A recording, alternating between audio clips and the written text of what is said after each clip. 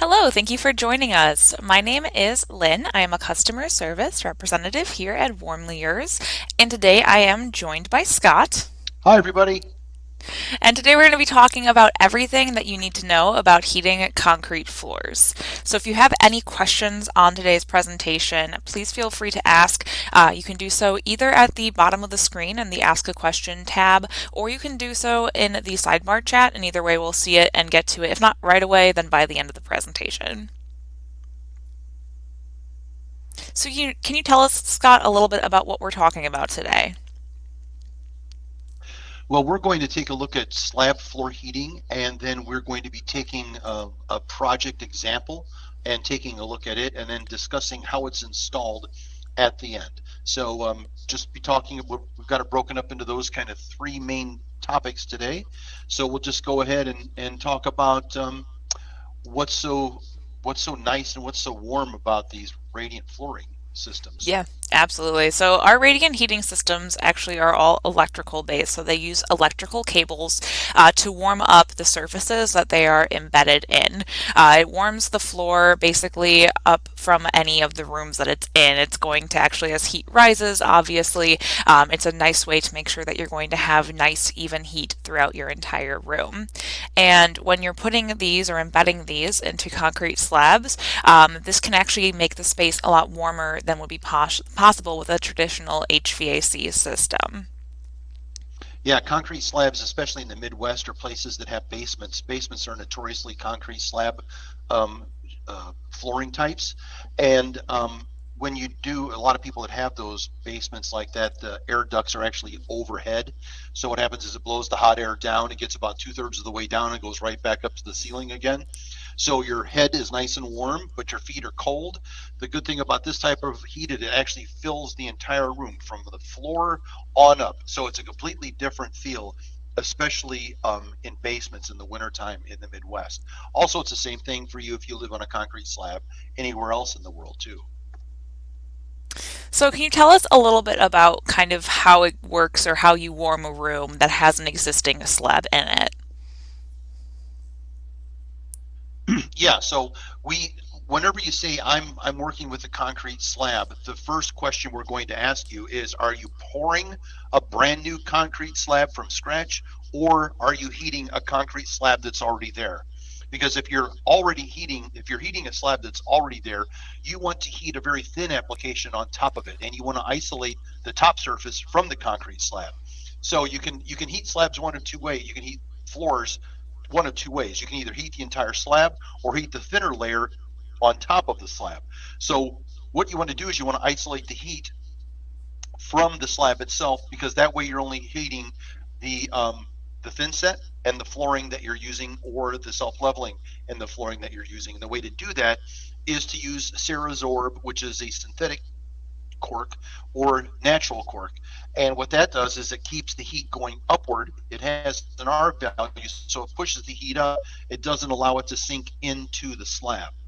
So the thing is, traditionally, people in the old days only used hot water. And what they would do is it would take a long time to heat that concrete slab. They'd get it up to temperature, and then you would feel the warmth. It takes longer to heat an entire concrete slab than it does to heat just the layer on top. So that's what we need to figure out, what you're doing on your end. Are you heating the entire slab or heating on top? Because you'll get faster heating times, and you'll probably get warmer temperatures if you heat on top of an existing slab. But if you're going to start at it from the very beginning and you want to get those cables in the system, and the system installed ahead of time, then you can do that too. So that's what we're talking about here, the differences.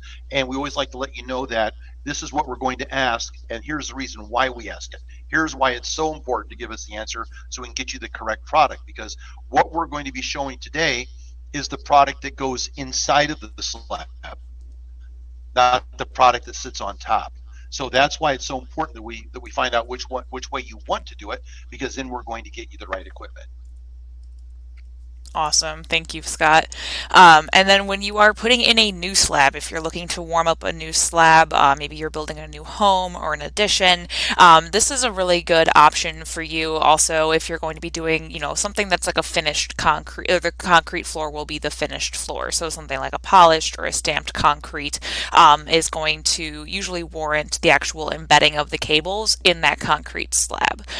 So the cables that you would use are about 5 watts per linear foot, and that can provide up to 20 watts per square foot. So this way you're going to make sure that you are getting enough power coming through to properly heat that slab and then heat the room and the objects around you. Can you tell us a little about expansion joints and how those kind of factor into it? Well, expansion joints, we never go through an expansion joint. We always stop before you get there. So we're going to want to know where that is. When you send us a drawing of your space, we're going to want to know where those are so we don't send the cable through them. We're going to, if you got an expansion joint that goes right down the middle of your floor, you're heating one monolithic slab on one side of it and one monolithic slab on the other side. That an expansion joint allows them to expand and contract at different rates or heights or levels or whatever, and we're going to heat them individually. We don't cross from one to the other. So we're going to want to know if you have an expansion joint, because it's very important for us to design. So we do have a question here already. I think this is a world record for the world's fastest question on one of our webinars. And Annie wants to know, what about a remodeling job where there's a new concrete slab and an old existing slab? Well, the idea here is to use one constant type of heater, one type of heating. You don't want to use, obviously, if you have a slab already, you can't put the cables into it. So you're going to be heating that slab on the top. If you are doing if it's going to end up being in one big area, the idea here is you want both of them to heat kind of the same way. When you want it warm, the system that sits on top of the slab is going to heat up faster than the part that's buried in the slab. So if you have a mixture of old slab and new slab, you're going to want to heat them the same way. And since your old slab is already done, you have to heat it on the top. So that's the case where you'd probably install the slab and then also heat the new slab at the top to make them act the same temperature. So that's a great question, Annie. Yeah, Thank you for absolutely. supplying that, because you want the same types of heat in the same application. So that's a great question. Awesome. Yep. So moving All on. right, so let's move on to the next slide. So when we're talking about warming up a new slab that has flooring, so again, you had kind of mentioned, Scott, if you're going to be putting something, if it's going to, even if it is a new slab, if there will be flooring over the top of it, then you're going to want to go with that cable at about 5-inch spacing. That's the older electric code, correct? Right. The National Electric Code, when we first started doing this, it used to have a limit of 15 watts per square foot if there was a floor covering over the top. And if there wasn't a floor covering over the top, it had a 20 watt per square foot limit. So you would see that if you're doing a polished concrete with no flooring on top, you could do 20 watts per square foot. If you're doing carpet in the US, or if you're going to be doing some other sort of flooring everywhere, you would want to make sure that you did 15 watts per square foot if you had any flooring over the top. Well, what's changed, the 2017 version of the National Electric Code eliminated those requirements, or maximum allowed watts per square foot. That doesn't mean that your locality is following that National Electric Code. Some states, some localities use older versions. If they're on the 2014 version still, then you are going to need to make sure you're doing 15 with floor covering and 20 max with no floor covering. If they're at 2017 and later, there is no limit, and you could do the mats or the cables spaced at 3 inches everywhere, and that would get you 20 watts per square foot. So it's very, very important that you talk to your code official or your building inspector or your authority having jurisdiction. That's what they're called. And you can ask them, hey, what are the national, what are your local, do you have any local limits as to watt density per square foot? So very, very important to keep that in mind. And Just an example, 5-inch spacing of cable, it gives you about 15 watts per square foot. If you do 2.5-inch spacing, which is the minimum bend radius, you can only get the cable that close together. You can't bend it any closer. That's what minimum bend radius is. If you're at 2.5-inch spacing, you're going to get about 28.5 watts per square foot. So you can see it does make a big difference how it's spaced. So you want to check and see, are there any regulations locally that determine how many watts per square foot I can install in my floor. Awesome, thank you. So the actual slab heating system itself can come in two different types. We have cable and then we have the mats, or what we'd call the rolls, which are going to have that cable on a mesh. So these will give off about 20 watts square foot for heating, compared to, like you had said, the 15 watts from the standard floor heating systems, which would be what you would use if you were putting flooring down. So a temp zone system or something like that would offer 15 watts a square foot. So this is going to be a little bit stronger than that, a little bit more powerful, depending on the layout of the space or exactly how you're planning on doing the installation. Picking between cable and mats, each one's going to have different benefits. Cable is going to offer you a lot of flexibility in that design. So if you have a room that is maybe a little bit more oddly shaped, or if you're going to, if you're looking for something that's a little bit more economical, but you're more willing to do a little bit more legwork or labor, the cable is going to be a really great option for you there. Otherwise, the mats are going to give you a very quick installation, and still allow you to have that concrete pour between the cable and the netting itself. Exactly. When you're planning on doing this installation and you're going to be using the rolls with the mesh, you just need to make sure that you let your professional concrete pro know that you are doing that, and you need sub 3/4 inch aggregate, which is the lumps inside the concrete, the rocks inside, can be varying sizes, larger or smaller. You want to make sure that they use 3/4 inch or smaller pieces. That allows them to flow through the mesh, and that way you have a nice thick concrete mix like you're supposed to. If you use too large of an aggregate, it'll all get trapped on top of the mesh, and you'll have a real thin concrete below and rocks on the top. So you don't want to do that. All you have to do is say, hey, I'm doing this, I need sub 3/4 inch aggregate, and they'll go, perfect, thanks for letting us know, and we'll get her done.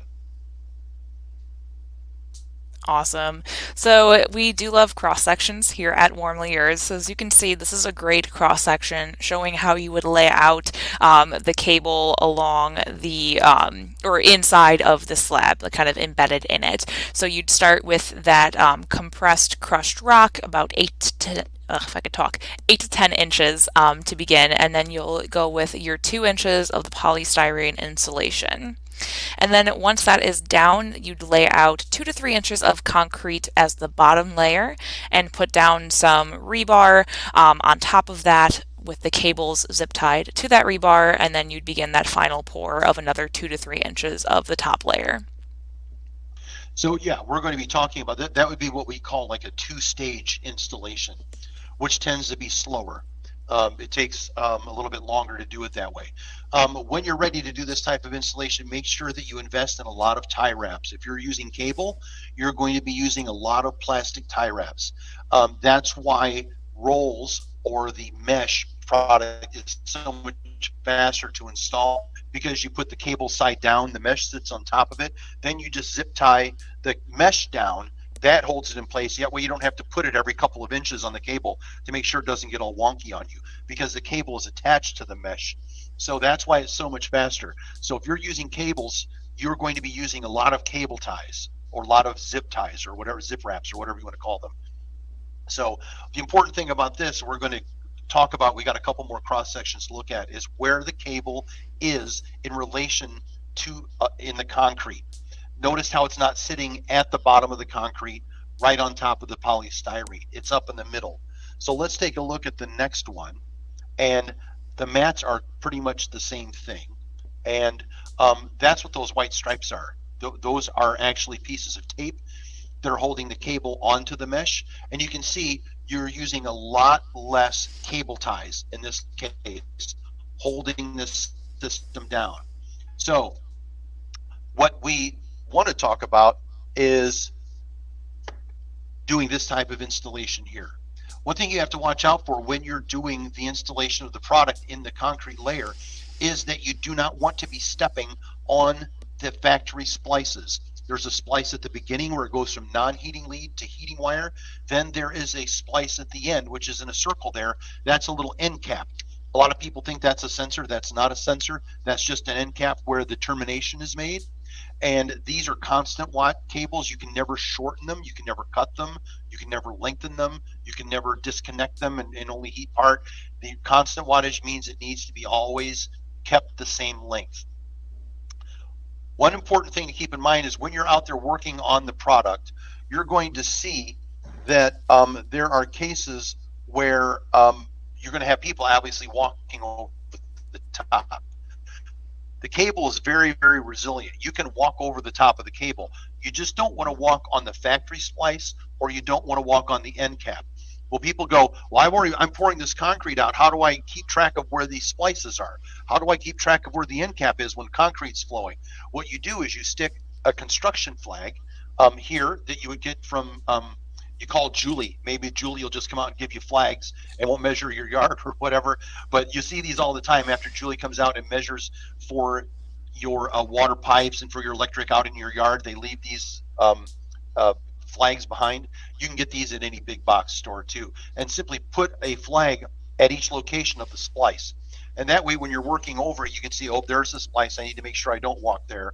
And then once you're all done, you can, once you're starting to smooth it out, you can then lift up the flag, take it out, and just, it's going to leave just a little tiny pinhole. You just finish it, and you'll never know what was there. But that's how you know that you're not going to be stepping on those parts. It's a good tip. So we do want to show you an example project that was installed in Crystal Lake. This is going to be a polished concrete floor that they put in a walkout basement. So starting off, they did go ahead and get a smart plan from us, which we always recommend. It's a complimentary installation plan based on your layout of your home. So all we request is the layout, the dimensions, if you have an architect's layout, an architect's plan, or even a hand-drawn sketch, you can send that in to us and we'll send back a smart plan that looks like this so that during the installation, you know exactly how you're going to be installing the mat and exactly where you'll be cutting and turning it. Right. And what's the simple thing to learn here is if you look at the beginning is the spot where the triangle is, and the end is where the square is. So that is how you cut and turn the mesh and you lay it out. I actually did this installation. I did this on the 4th of July weekend. It was like 97 degrees a few years ago. And I weighed about 10 pounds less when I left than when I got in there. But it was an installation that we did around this bar, and unfortunately, the wine rack wasn't done yet because I really could have used a little bit of that wine in the wine rack after I was finished. But obviously, we were there pouring the floor, and the wine rack wasn't there. So what they did is they had a wine rack there, and they had a bar here. You never ever heat under a permanent fixture like that. And you can see here's where there was a bar, another bar with the sink. You never heat under that. You never heat under a permanent object in the room. You work your way around it. So all you need to do is get us the dimensions of the space, tell us how long the bar is, how wide it is, that sort of thing, and we will design around it. And I've talked to a lot of people in the past and go, you know what, send us the plan. And they go, well, I worked with this other company before, and it took me like 3 weeks or a month to get my plan back. It doesn't do that here. We're going to probably get your plan back the next day, depending on how busy it is, or 2 days at the latest. So it's not going to be something you're going to say, all right, it's March 1st. I'm hoping to get this back on March 29th. You're not. You're going to get it back the next day or the day after. So that's why it's so important to do this instead of trying to figure it out yourself, which can be just a mind-numbing job, especially when you go from this and then you add another area like this. There's no way that you want to try to figure this out on your own. Let our engineers do it. We'll have it done for you very, very quickly, because here's the bar area that we saw before, and now you can see we did a much larger installation in the rest of the basement. You don't want to try to figure this out on your first time. You don't want to try to figure this out on your 10th time. Let the engineers do it who have the CAD experienced, they can fill it out for you. If we take a look at this plan, you can see the dimensions. Once again, we have starts indicated by triangles on the rolls here. Each roll is numbered. So there's 1, 2, 3, 4. And over here, you can see these things with a P. P, P, P, P. That is not personal protection. That is power modules. Power modules that are being controlled by this thermostat. So this thermostat is measuring the floor temperature and it's turning on. When it turns on, it also turns on all these power modules, which will then send power to all of these mats that are all these rolls that are laid out in this area. So that's if you're interested in how power modules work, what they do is the thermostat can only handle 15 amps. A power module can only handle 15 amps. So if you have an installation that takes 45 amps, you're going to have a thermostat, a power module, and a power module. That gives you 15, 15, and 15. That's how that's broken out.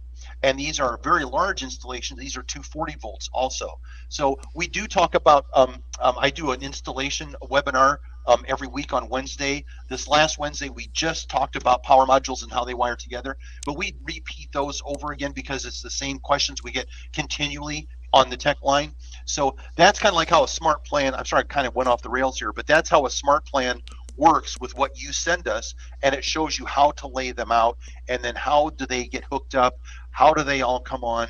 That's what's going on in this particular basement. That's great information to have. Thank you, Scott. So a nice quick project overview. They did use our slab heating mat, which you saw in the smart plan. They actually saw how the mat got laid out, where it went. So the total area of that basement, it was 885 square feet. They did heat about 737 square feet of that. So the wattage was 13,410 watts with a total amperage of 56 amps, which is why we needed all of those power modules along with the thermostat. It did take 5 240-volt non-GFI breakers, which is an important distinction to make there, is that you do want these on a dedicated circuit that is a non-GFI heating circuit. Yes, if you have a GFI breaker, there's GFI protection in the thermostats and the power modules. So if you have a control that has GFI control in it, and then you have a circuit breaker which has GFI, they can fight and they will create a ground fault problem, what we call nuisance tripping. The thermostat thinks that something's wrong with the floor, but there's nothing wrong with the floor. The leakage it sees is when the other units kick on. So that's why you want individual units on their own breaker, and that's why you want the breaker to be a non-GFI unit, just a regular breaker, single pole for 120, dual pole for 240. And one thing I want to mention here, where we talked about the total area and the heated area, those numbers will very rarely match because you don't heat under permanent fixtures like the bar and the bar back. So we're not going to heat under those, but they do count as square footage in the room. And also, we don't heat usually right up to the side where the wall is, because no one ever really walks there. So we don't need to make sure that it's warm. So we'll bring the coverage off the walls a little bit in each direction. We'll stay out from under the permanent fixtures, and that's why the heated area is less than the total area. Reducing the heated area reduces the upfront cost, so you're not paying for additional square footage that you don't really need to heat, and it also saves on the operational cost, because you're saving that amount of square footage that you're not heating is electricity that's not going to that area. So that's why you'll see a disconnect between the heated area and the total area. So it's important we talk about that. Great point. Thank you, Scott. And what about the cost? Oh, yeah, I should probably get into that as well. So it's kind of a common misconception with electric heating or electric floor heating that it's going to be an especially expensive or non-efficient way to heat your room, and it actually is pretty much the opposite. It isn't an expensive way to heat at all for that entire space. So again, the 737 square foot area of the heated mat is really only going to cost 61 cents an hour to run, for every hour. So if you're running it 8 hours a day, say you use the basement after work and you go down there and hang out for the evening, it would only cost about $4.87 roughly per day to actually heat that whole space, which is a very large space. So it really doesn't add up to much. And the thing is, if you're using that area only for on Sundays to watch football, you don't need to turn it on the other 6 days. So people go, oh my God, you multiply that by 30 days. Well, a lot of areas that we do heat, that's what's so great about zoning electric heat, is if you're not going to be in the room, you don't have to heat it. And what will happen here is it'll be 487 a day that you use it. So if you use this once a day, if you only use your basement when the holidays are here and you've got friends or you've got family coming in, you use it on Thanksgiving Day and Christmas Day, you're spending $13 a year as opposed to that, per day. So just keep that in mind. That's the great thing about electric heat zoning is you turn it on when people are going to be there and you turn it off when no one's going to be there. So that's what's so great about this product. That's a great point. So can you tell us a little about testing the system and how that all kind of plays out?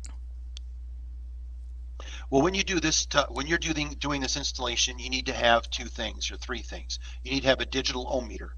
You should have a circuit check, and we're going to be talking about those things. And you definitely need to have a mega ohm meter. A mega ohm meter is an insulation tester. It's testing. If you take a look at these wires, there's a black, a red, and a ground on 240. There's a black, a yellow, and a ground on 120. What a mega does, or a mega ohm meter, is it measures the resistance between the ground and either one of these red or black wires, which means the ground is not touching the red wire insides, the wire inside of that insulation. It's not touching the black. There is no short. There is no leakage. There is no way for that power that getting from the power wires over to the ground. So you're not going to have ground fault errors. That's what the mega ohm meter does. It shoots 500 volts down that line to make sure that it doesn't go from red to ground or from black to ground, or it doesn't go from red to black. So that's what your mega ohm meter is used for. The circuit check is a device that you can use and put it on the wires as people are walking over them, laying the concrete down, because then if someone does happen to step on the splice and they crack it, you'll hear the circuit check go off. And that way you don't have to have someone there with a meter testing it constantly. So that's how the three parts come in. You test the product when you get it before you do your installation. And if it's a week ahead of time, test it today. Even if you're installing it next week because something happens to it, we can get you a replacement out right away and you're not stuck there with a concrete truck and you go, hey, hold on a second, this one is not testing good. Do that the day you get it, because then that way you can make sure that everything is good. Also, very, very important, you would not realize how important this is, but no one does it, is read the instruction manual. Read the installation manual, because it's really not that long. It has a lot of great pictures in it that shows you how to do the test. It shows you how to set the product up. It shows you how to lay it out and how to cut the mesh and turn it. Please read the installation manual. Videos are great, but they're they're overviews.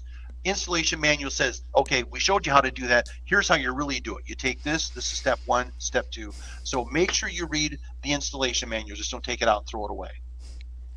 Yeah, that's a big important tip. Make sure that you're reading Yeah. the instructions.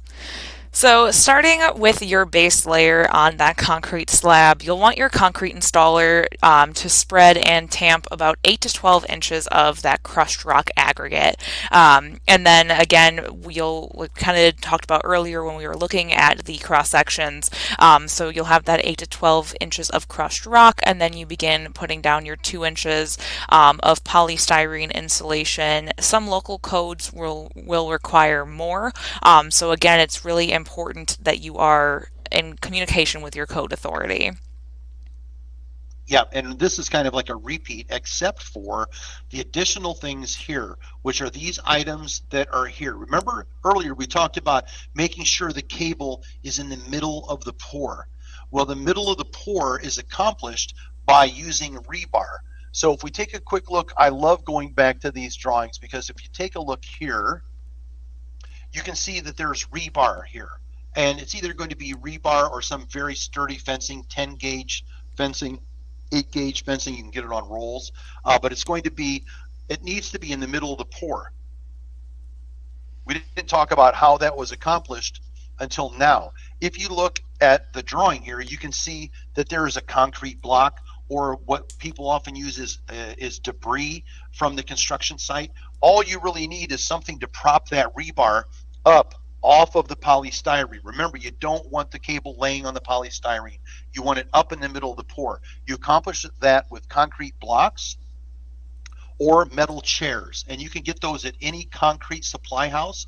You can also get them at Home Depot or any other big box store. I've purchased them there. And what they do is they sit on the polystyrene and they're 2 inches high, and that's what holds the rebar up.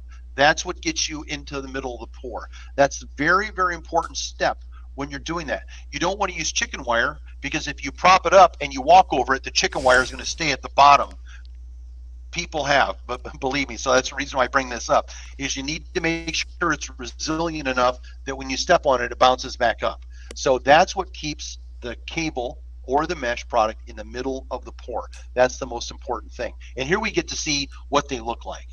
The rebar is going to be heavy duty. It's going to support your weight. And if you look here, these white pieces, those are not icebergs.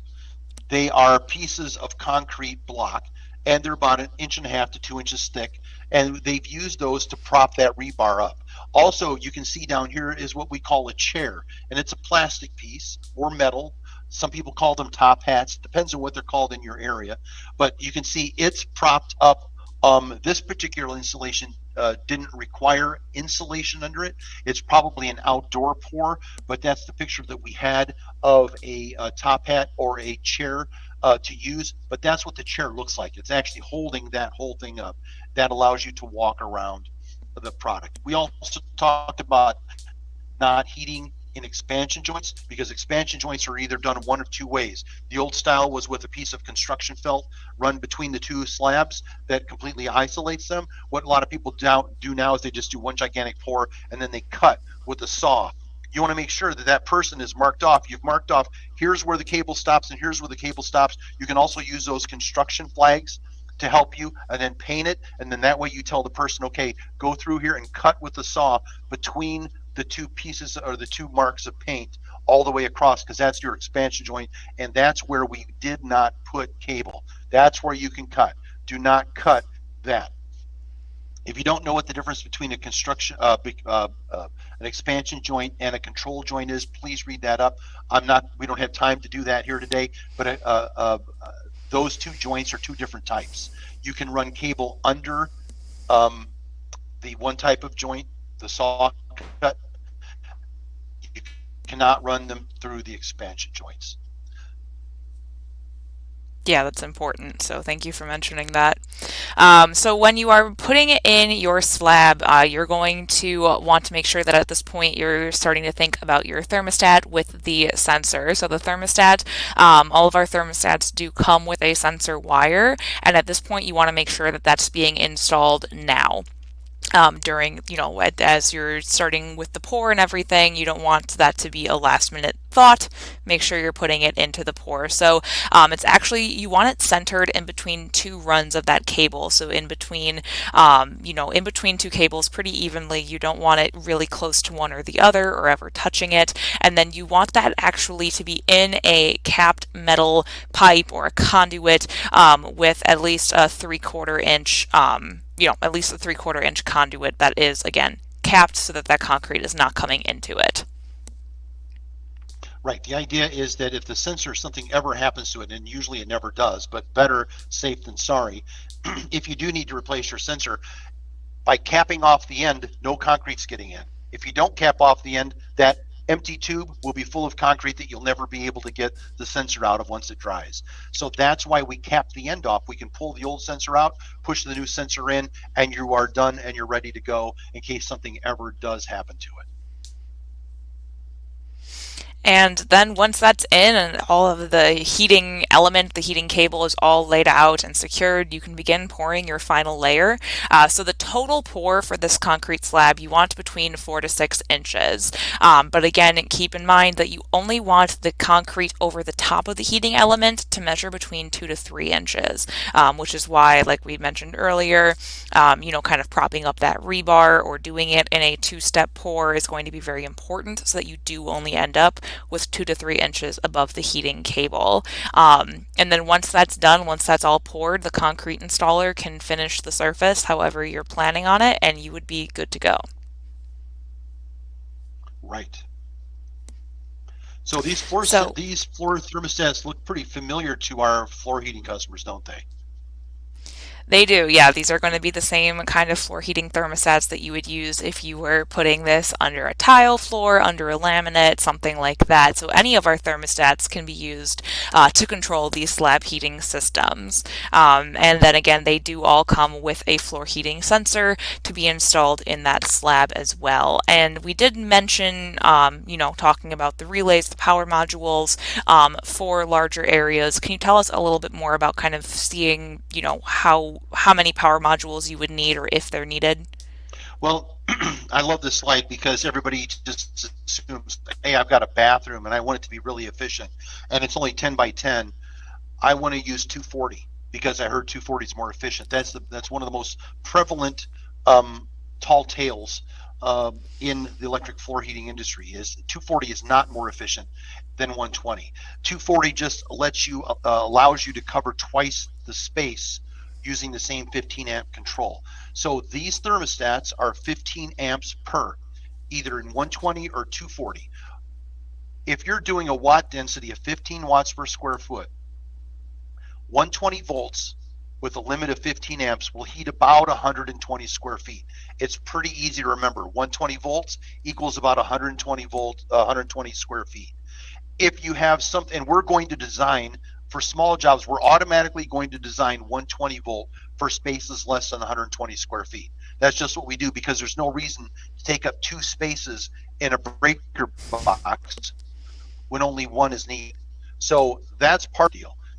So if you have any space, if you have a space between 120 square feet and 240 square feet, we're going to automatically design it in 240 because that will allow you to use one control. It's this big basement that we did that was more amperage than that. So even though it was 240, it was beyond 240 square feet. So for each 120 square or each 240 square feet of needed coverage, that required a power module. And the power module will work with any one of these thermostats. That's what's great about them. They talk to each other. Any of these thermostats will control a power module. So remember, each one of these controls can handle 15 amps, and that's it. 15 amps in 120 or 15 amps in 240. They're dual voltage. So it's very important that if you have a 240 volt product installed in your floor, that you're sending 240 volts to the thermostat, because the thermostat is only a switch. It only turns on and off. Whatever it's sent, it sends out. It doesn't change 120 to 240, and it doesn't change 240 to 120. That's not what dual voltage means. Dual voltage, you'd be surprised. We get this call every single day. If you send 120 to a thermostat, it will send out 240. It doesn't change anything. So that's how they work, and that's how they work together when you have large spaces to heat. Awesome. Yeah, and then this is the finished project. It does look beautiful. You can see that they have that bar there. The larger kind of main basement area as well, also heated with that beautiful polished concrete. I would love to hang out in this basement. It looks like it's about 2 feet deep, doesn't it? It looks like you're going to step in, you're going to step in it. It's so shiny. It's like when you have a really nice paint job on a car. It looks like it's a mile deep. Well, Yeah. this um, these pictures here um, really show a fantastic result with that polished concrete.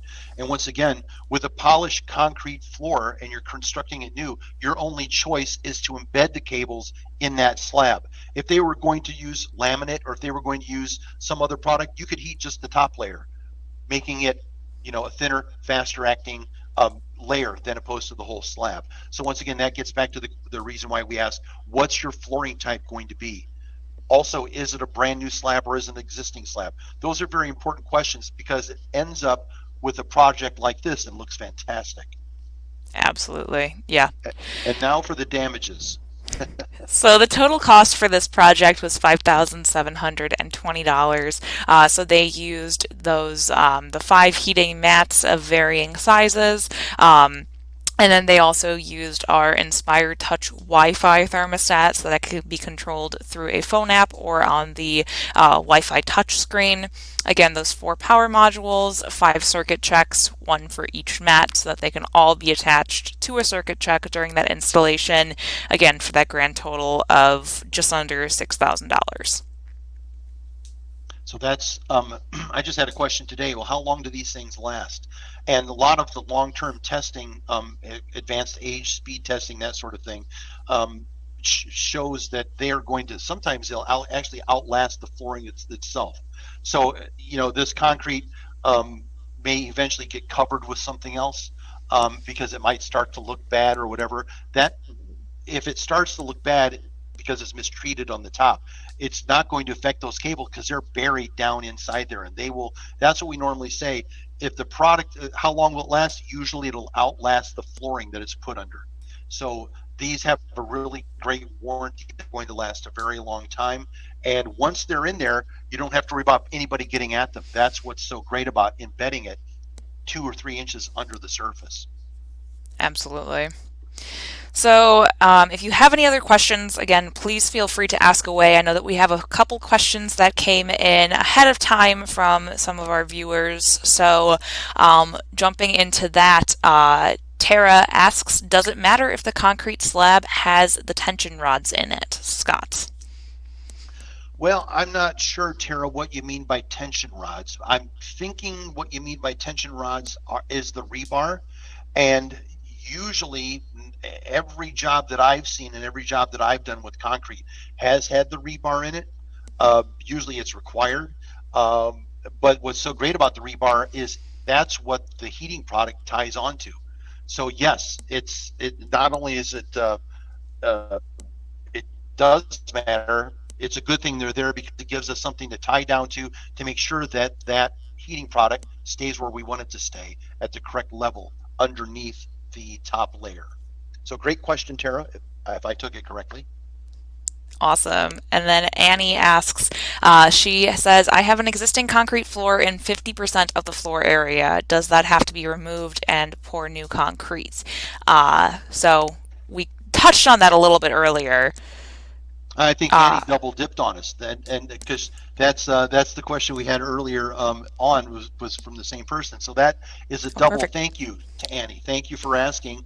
I'm glad that you asked it both times because it's always good to make sure that we answer the questions. So that's great. Pros and cons. Annie does ask what's the pros and cons of water and electric heating, and does earthquake cracks impact the heating mechanism? The Good cable. questions. It's a great question. Uh, I've I've been doing this for 15 years.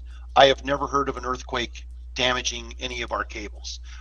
I have gone out to see where in outdoors in driveways where the top is starting to wear away. I've seen where the PEX tubes have actually become exposed and they leak.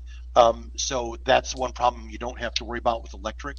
Um, Electric, what you want to do is you want to see what you want to get one of these drawings from us. You send us your plan, get an installation plan, because on it it'll tell you how many amps are required for your job.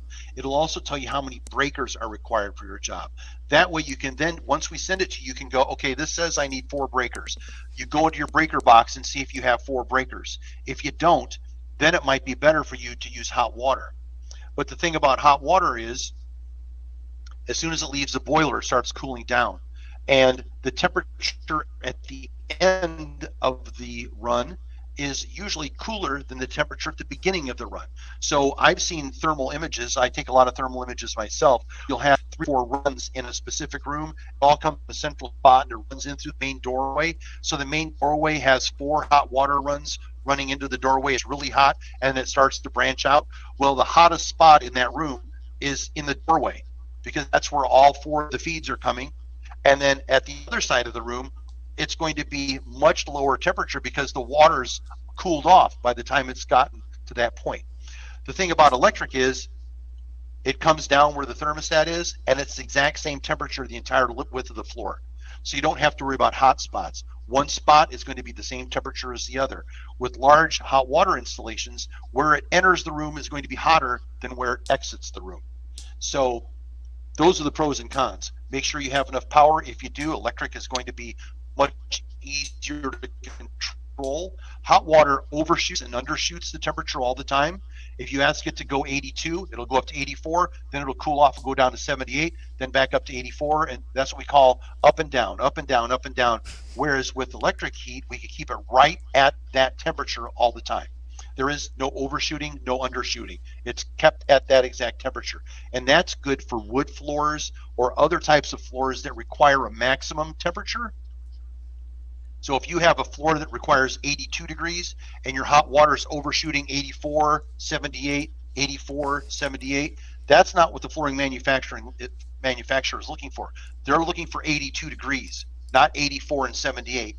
And 82 degrees can be accomplished by using electric heat. Same temperature at the beginning as it is at the end of the circuit. So hopefully that has answered your question, Annie. You get the gold star for today for the most engagement. Congratulations. Any other questions out there? Nothing I see. All right, well, if you do, you can go ahead and click the ask a question because we're not quite done. We're getting close.